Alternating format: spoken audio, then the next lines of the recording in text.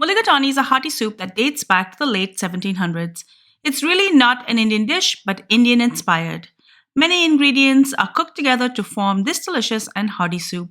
Loosely translated to pepper water, Milagu means pepper and Thanni means water in Tamil.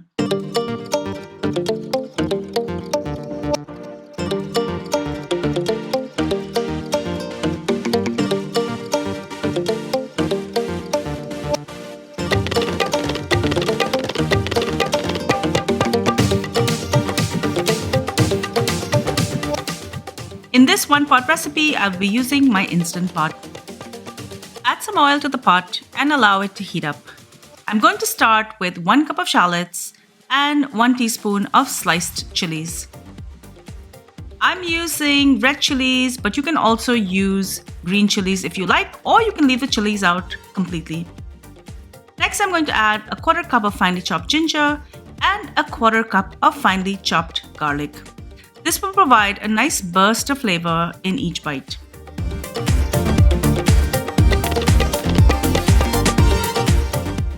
A key South Indian ingredient is curry leaves. I've sliced this into thin shards using a scissor. Add a 1/4 cup and saute. Of course, if you don't have curry leaves, you can omit this, but it does add a unique flavor. I'm going to add 2 cups of cubed beef. This is roughly 300 grams. I've chosen beef as my protein. You can use chicken, seafood, or even keep it vegetarian. To flavor this, I'm going to add 1 tablespoon of garam masala,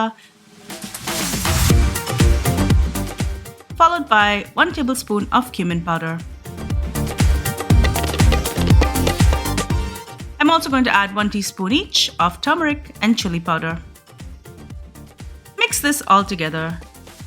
Now I will add in 1 medium tomato that I've quartered.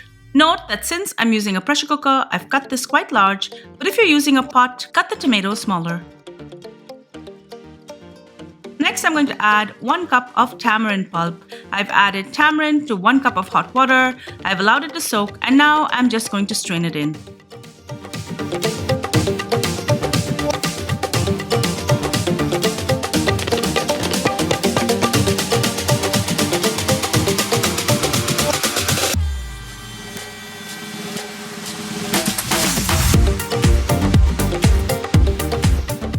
I'm going to add half cup of red lentils, also called masoor dal.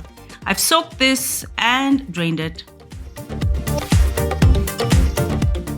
I also have half a cup of red kidney beans that I soaked overnight. I didn't pre-cook this as the pressure cooker will take care of this, but if you're using a pot to cook your soup, cook the beans separately and add it in. For texture, I'm going to avoid using canned beans. Add in 900 ml of beef stock, chicken stock, or veggie stock, depending on the protein of your choice.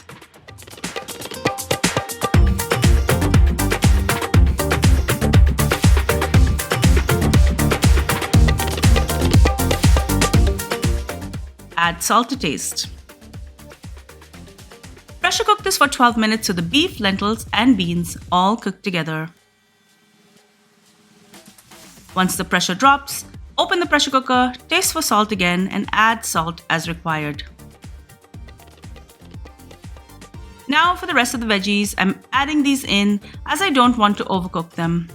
Add a 1/4 cup of diced celery and a half cup each of red pepper, green pepper, carrots, and leeks. I'm also going to add 1 tablespoon of oregano.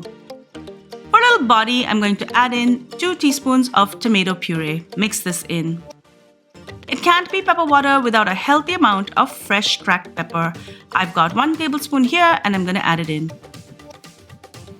Allow the veggies to cook just for a few minutes. For the final few ingredients, I'm going to add in half a cup of cubed apples. This balances the spice really well. I'm also going to add in half a cup of cooked rice. I prefer to add cooked rice as I want to omit the excess starch. To give my soup a little bit of body, I'm going to add a half cup of coconut milk. Just a little tip, if you're using organic coconut milk, it's a good idea to process this in your food processor just so it's nice and smooth in your soup.